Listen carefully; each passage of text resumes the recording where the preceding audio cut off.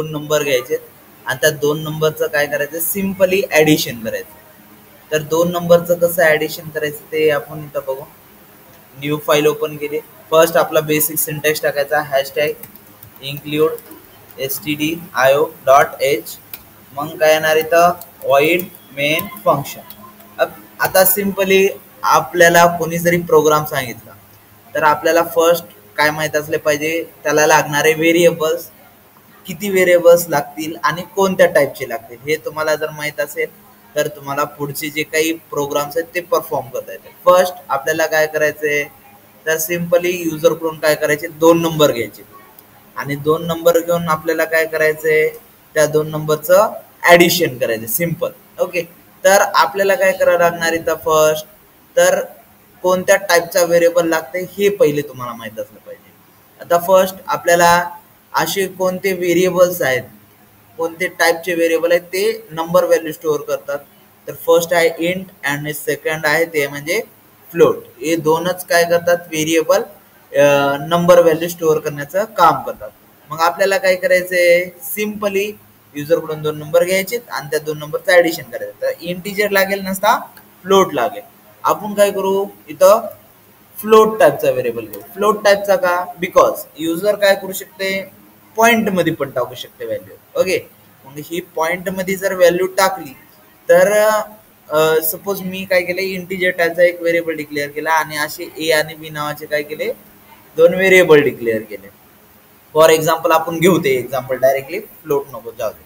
मग मी काय केलं इथं, इंटिजर टाईपचा एक ए आणि बी नावाचे असे काय केले, दोन व्हेरिएबल डिक्लेअर केले. आणि आता आपल्याला काय करायचंय, आपण यांच्या व्हॅल्यू का दिल्या नाही, बिकॉज याच्या व्हॅल्यू कोण देणार आहे, युजर देणार आहे. ओके, तर आपण मग इथं काय करणार, युजरला आउटपुटवर एक मेसेज द्यायचा आहे, काय म्हणून, की काय करा तुम्ही दोन नंबर एंटर करा म्हणून. मग आउटपुटवर प्रिंट करण्यासाठी आपण एक फंक्शन बघितलं होतं, ते म्हणजे प्रिंटएफ फंक्शन. आणि या प्रिंटएफ फंक्शन मध्ये काय मेसेज द्यायचा, एंटर एनी टू नंबर्स, असा काय करायचं, एक युजरला मेसेज द्यायचा.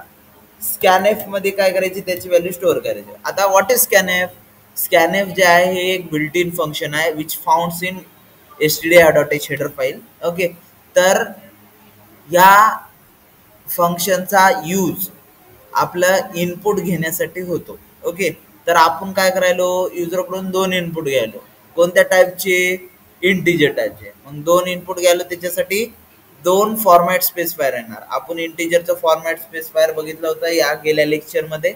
इंटचं फॉर्मॅट स्पेसिफायर होतं %d किंवा %i. ओके, मग इथं कॉमा द्यायचं आणि address of a comma address of b. आता हे ज्यावेळेस तुम्ही दिलं तर त्यावेळेस काय होणार, ज्यावेळेस आपण काय करतो, आपला कोड रन करतो, रन केल्याच्या नंतर ज्यावेळेस तुम्ही व्हॅल्यूज टाकणार दोन, तर त्यावेळेस काय होणार, ते जाऊन मेमरीमध्ये स्टोअर होणार. ओके, ॲड्रेस ऑफ ए आणि ॲड्रेस ऑफ बी च्या. ओके, एवढं झाल्याच्या नंतर आता आपण युजरकडून दोन नंबर घेतलेत.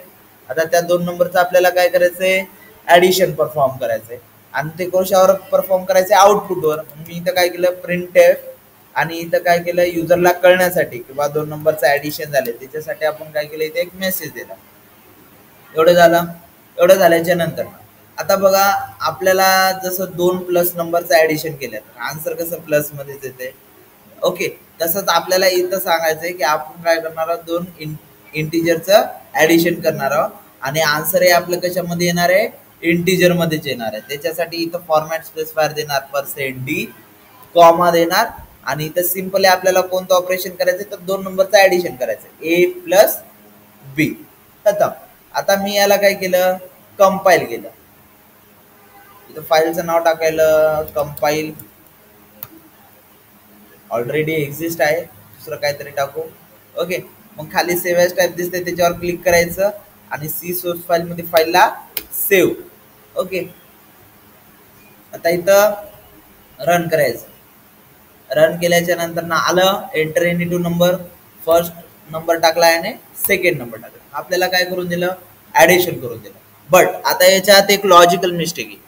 लॉजिकल मिस्टेक काय, आता बघा मी काय केलं, याला वापस रन केलं आणि मी काय केलं, इथं 12.3 टाकलं आणि एंटर केलं. आपल्याला काय करून दिलं, 13. म्हणजे की ही काय झाली, एक लॉजिकल मिस्टेक झाली. युजरनं काय केलं, चुकून, किंवा युजरला माहीतच नाही की आपल्याला फक्त कोणती व्हॅल्यू एंटर करायची आहे. आपल्याला डेव्हलपरला माहित असेल की आपल्याला इथं इंटिजर व्हॅल्यूज काय करायची आहे, एंटर करायची आहे. बट जे सॉफ्टवेअर वापरणार आहे, ओके, तर त्या सॉफ्टवेअर वापरणाऱ्या माणसाला फक्त एवढंच माहिती आहे की आपल्याला नंबर एंटर करायचा आहे. मग ते पॉइंट मध्ये असो किंवा विदाउट पॉइंटचा असो. ओके, तर अशा वेळेस तुम्ही सहसा काय करायचं, इथं फ्लोट टाईपचा व्हेरिएबल डिक्लेअर करायचा.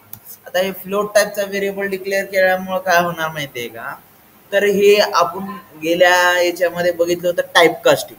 तर याच्यामध्ये काय होणार, ऑटोमॅटिकली कन्व्हर्जन होणार. कशामधून, float to int data type. Okay, तर इथं आन्सर युजरकडून इनपुट आहे फ्लोट टाईपचं घेणार आणि आन्सर ही फ्लोट टाईप मध्येच भेटणार. आता बघा मी याला काय केलं, कंपाईल अँड रन केलं. आता सपोज युजरनं 2 इंटिजर जरी व्हॅल्यू टाकल्या तर आपल्याला काय करून देणार, त्या 2 नंबरचं ऍडिशन करून देणार. ओके, आणि आपण काय केलं, पॉइंटची जरी व्हॅल्यू टाकली 3 पॉइंट, ओके, तर त्याचंही आपल्याला काय करून देणार, ऍडिशन करून देणार. तर असं आपण सिंपली काय करतो, युजरकडून 2 नंबर घेऊन त्या 2 नंबरचं ऍडिशन करतो. सपोज तुम्हाला सांगितलं की युजरकडून 5 नंबर घ्या, 5 नंबर घ्या म्हणून म्हणलं की मग इथं काय येणार, 5 व्हेरिएबल डिक्लेअर करावं लागणार. ओके, आता 5 व्हेरिएबल डिक्लेअर केले, मग त्या 5 इथं मेसेजही द्यायचा, एंटर एनी 5 नंबर्स. ओके, आणि कशामध्ये आन्सर येणार, इनपुट कशामध्ये गेलं, फ्लोट मध्ये. ओके, मग 5% एफ येणार. आणि मग इथं address of a, address of b, address of c, address of d आणि ऍड्रेस ऑफ ई. ओके, आणि इथं सिंपली काय करायचं, a plus b plus c plus d plus e. Okay, आता याला वापस काय करायचं, कंपाईल केलं. आता वापस काय करायचं, रन केल्याच्या नंतर आलं एंटर 5 नंबर्स. आता इथं 5 नंबर्स मी टाकले, आपल्याला काय करून दिलं, त्या 5 नंबरचं ऍडिशन करून दिलं. तर असं आपण काय करतो, युजरकडून 5 नंबर्स घेऊनही आपण ऍडिशन करतो. हे आहे सेकंड एक्झाम्पल. आता आपण थर्ड एक्झाम्पल बघू, like area of circle, area of triangle कसा काढायचा. ओके, तर आपल्याला काय करायचंय, सिंपल, युजरकडून काय करायचे, एरिया ऑफ सर्कल कॅल्क्युलेट करायचा. आता एरिया ऑफ सर्कलचा फॉर्म्युला काय हे फर्स्ट आपल्याला माहित असलं पाहिजे. Okay, area of circle. आता एरिया ऑफ सर्कलचा फॉर्म्युला काय आहे आपला, पाय आर स्क्वेअर. ओके, तर एरिया ऑफ सर्कल फॉर्म्युला हे तुम्हाला पहिले लक्षात असलं पाहिजे, पाय आर स्क्वेअर. आता याच्यात सिम्बॉल टाकता येणार म्हणून मी डायरेक्टली पाय आर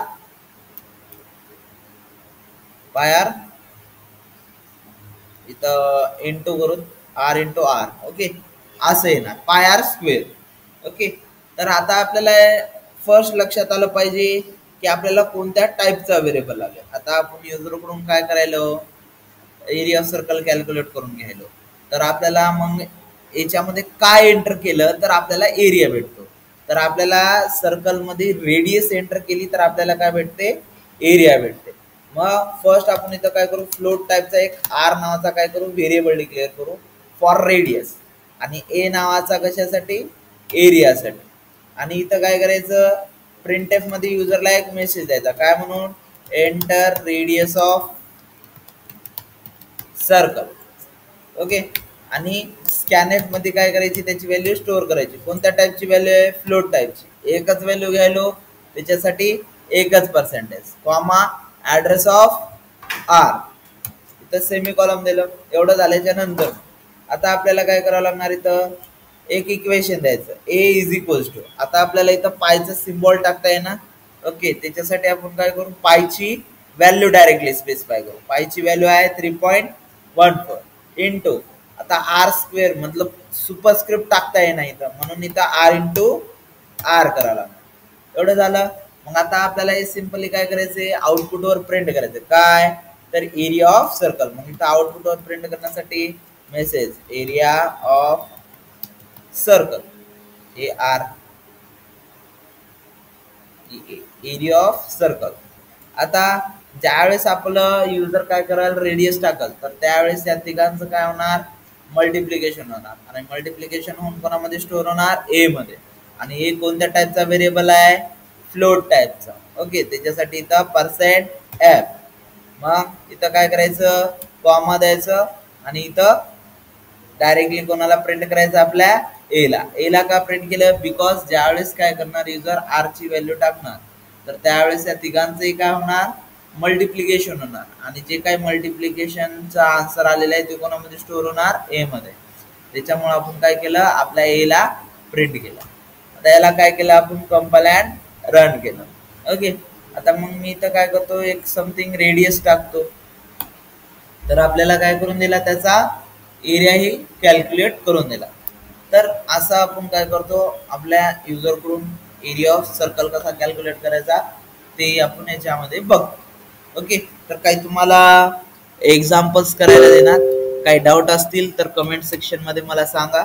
ओके, तर तुम्हाला काही क्वेश्चन देतो, ते क्वेश्चन्स मला करून दाखवायचे. Like WEP, write a program, calculate area of triangle. तुम्ही फॉर्म्युला बघू शकता असं कुठेही बाहेर, बट जे लॉजिक आहे ते तुम्ही तुमच्या डोक्याने लावा. Okay, write a program, calculate area of rectangle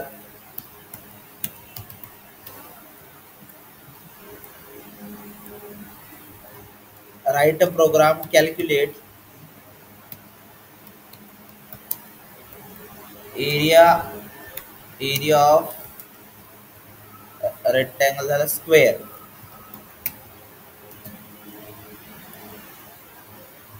Write a program, calculate circumference of circle.